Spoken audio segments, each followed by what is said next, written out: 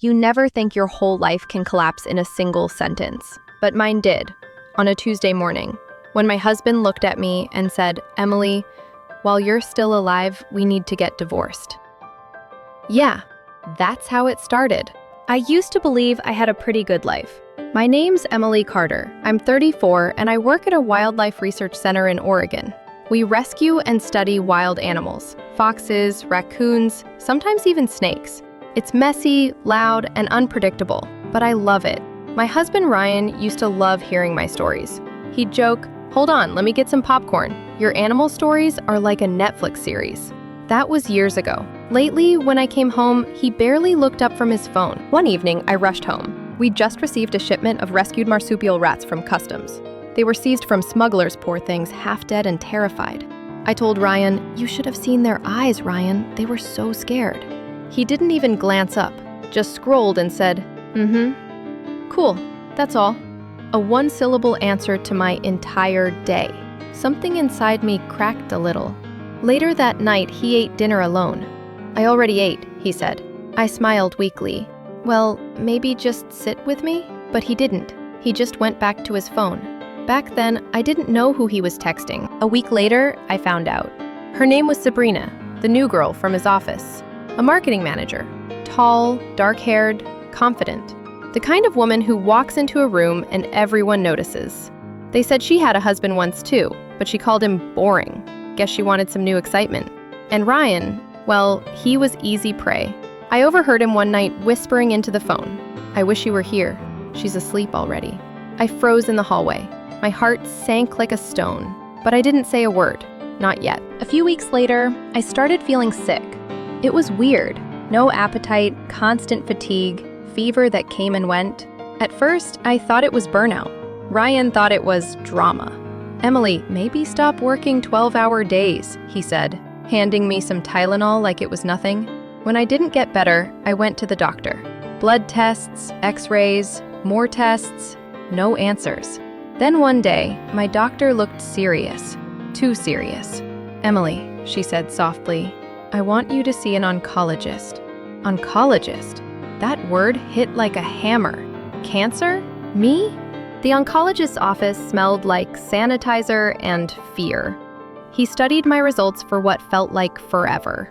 Finally, he said, "I don't want to jump to conclusions, but some markers are concerning.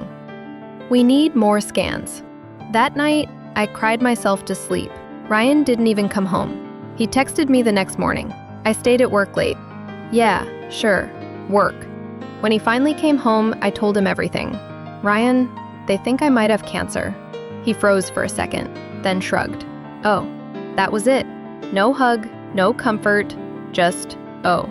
A few days later, he looked me dead in the eyes and said, "Emily, we need to get divorced while you're still alive. I don't want to be a widower." Then he added, "And I love someone else." It's strange. Your body doesn't know how to react to words like that. My hands went numb. My ears rang. He was already packing for his beach vacation with Sabrina. Before leaving, he even joked, "I found a nice burial spot for you. Peaceful view, under an oak tree." He actually showed me the cemetery paper, then walked out the door. I don't know why I went there. Maybe I needed to see it, that spot he picked for me. It was quiet. The sun filtered through the oak leaves, the air smelled like grass and stone. And then I saw him, a man sleeping on the ground near that same tree. For a second, my heart stopped. He looked exactly like Ryan, but when he opened his eyes, he smiled and said, "Oh, sorry, didn't mean to scare you. Name's Sam." He explained that he was visiting his wife and daughter, who died in a car accident years ago. "I guess I just sat down for a minute and dozed off," he said. We talked for hours that day. I told him everything, the illness, the betrayal, the grave. He just shook his head. "You were alive and he bought you a burial lot? That's beyond cruel." As we talked, Sam noticed a red line on my hand. "Hey, what's that?" he asked. I looked down, a small, inflamed scratch. I remembered that day at work, when my glove tore while handling one of the rescued rats. I laughed nervously. Just a scratch. But Sam frowned. "You ever get tested for infections or parasites?" I shook my head. "They were checking for cancer, not rats." He said quietly, Emily, maybe that's what's making you sick. That night, I couldn't sleep. The idea wouldn't leave my head. The next morning, I called my doctor and begged for another round of tests, including infection panels. Hours later, as I sat in the waiting room, my phone buzzed. New MRI results. No malignant findings. I burst into tears, right there in front of strangers. No cancer. I was fine. It was just a rare infection from an animal bite.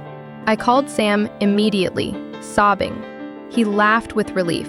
That's the best news I've heard in years. Sam helped me through recovery.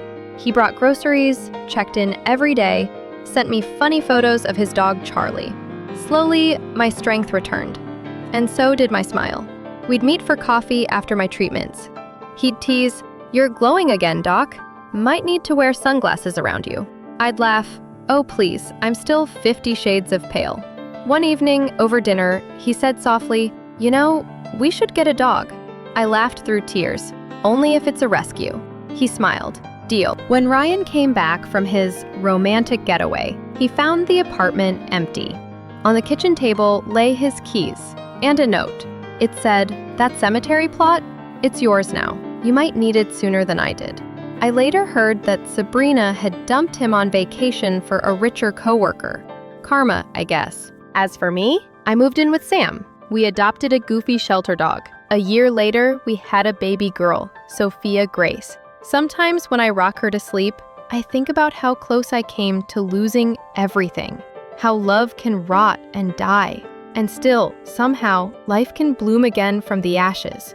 Sam always says, "We found each other at the cemetery, but built our life among the living." And he's right. If you're listening to this and your heart is breaking, please remember, sometimes what feels like the end of your life is just the end of a chapter that wasn't meant for you.